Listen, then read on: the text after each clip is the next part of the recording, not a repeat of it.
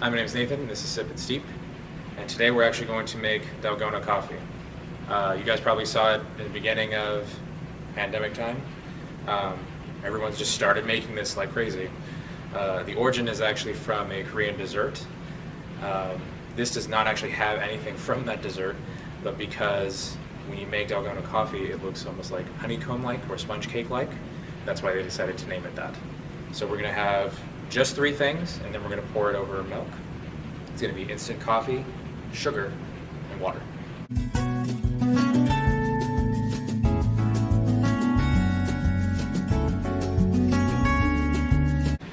So, first thing we'll do is we'll go ahead and add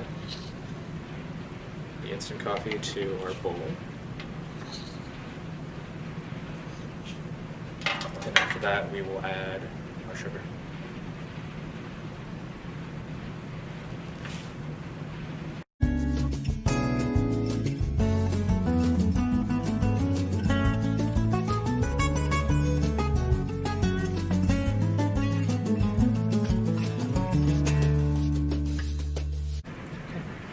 So we're going to add our remaining sugar.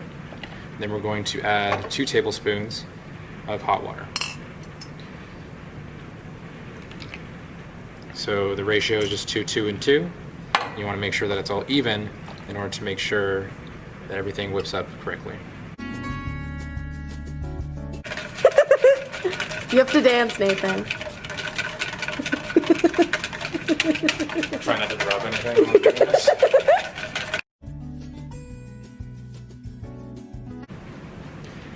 So what your goal is actually a thick paste, almost like a cake batter, really.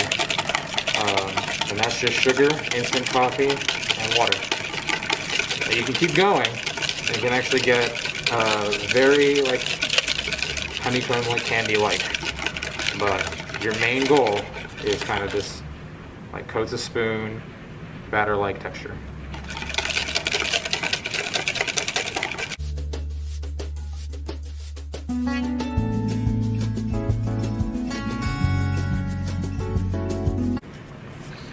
So what you want to do is you want to take the milk of your choice. Today we're doing almond milk. We're going to go ahead and pour it into our glass. Leave enough for our coffee. Let's take our whisk and we can find a way to do this on camera. And we can actually scoop it out here. Take a minute.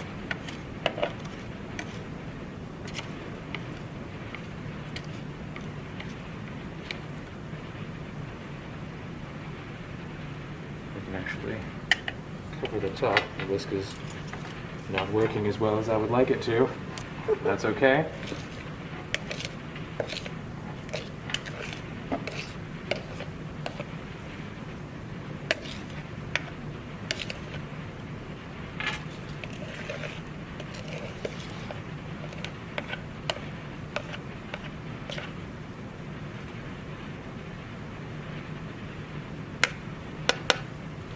And after you have it on the top there, it's a very strong coffee, very high in caffeine. You can mix it with the milk, and it's ready to go.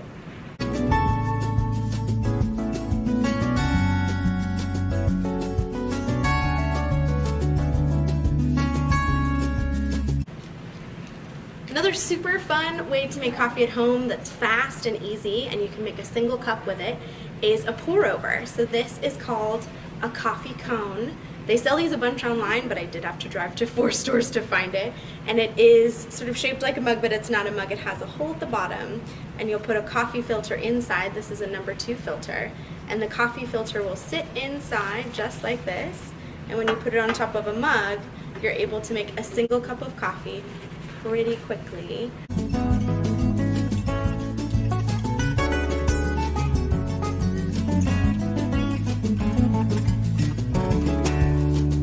So This is the same principle as a coffee maker, except it's just for 1 cup of coffee. So you wouldn't want to do this for too many single cups because it'll use more coffee than a traditional coffee maker, but it'll still drip through at the same rate. So we'll be using a medium grind coffee, so we've pre-ground, thanks to Nathan, and we'll also be using just regular boiling hot water. Oh, that's very hot.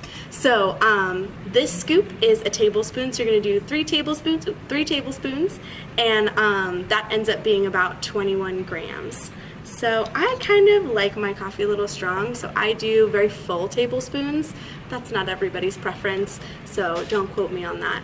So we're going to do 1, 2, and 3. And the goal inside the cone is to get as much of it wet as possible. So similar to the French press and when we did our cold brew in the mason jar, you don't want any of your grinds not wet because they won't be steeped at all.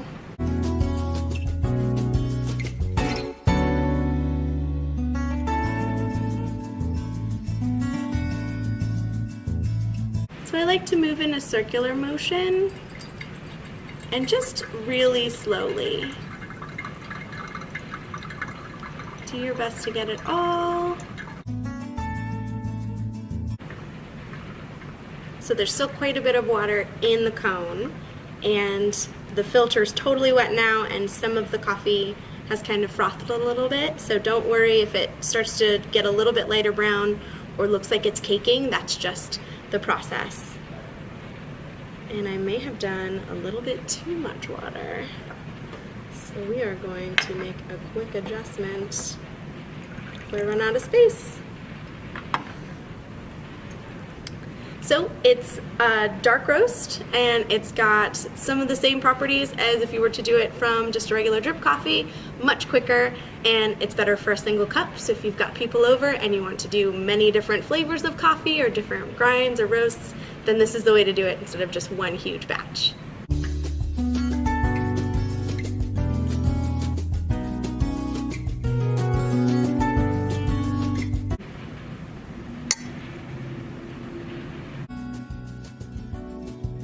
So here's another thing that you can make at home.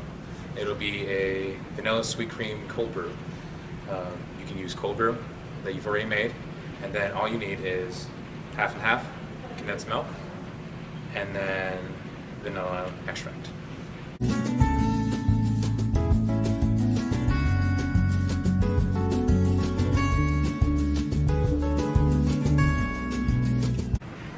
So first we'll go ahead and use our sweetened condensed milk, and we'll do about a half cup.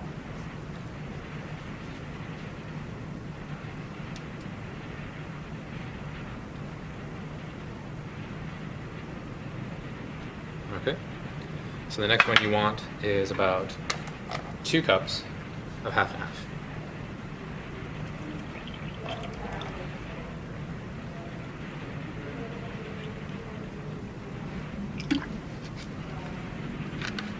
And then the last part is going to be a tablespoon of vanilla extract.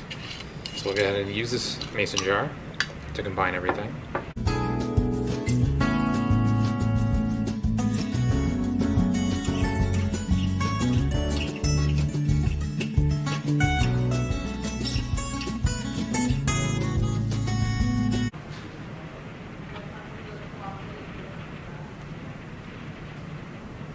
Okay. Now it does help if you whisk this, though you can also just use a spoon. Pretty much you mix it all together and then you can store it.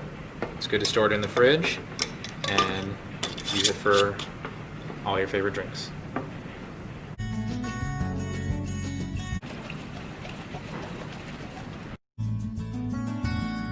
So after it's all mixed together, you can go ahead and add your creamer to cold brew.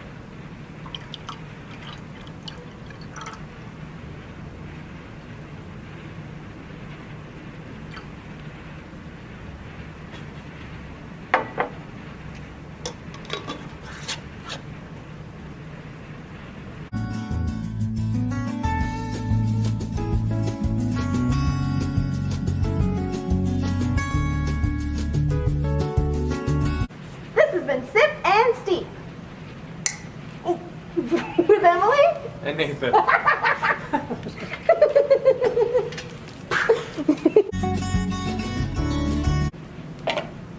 Hopefully not knock over all your tools. So you weren't actually recording that? Oh, it wasn't? No.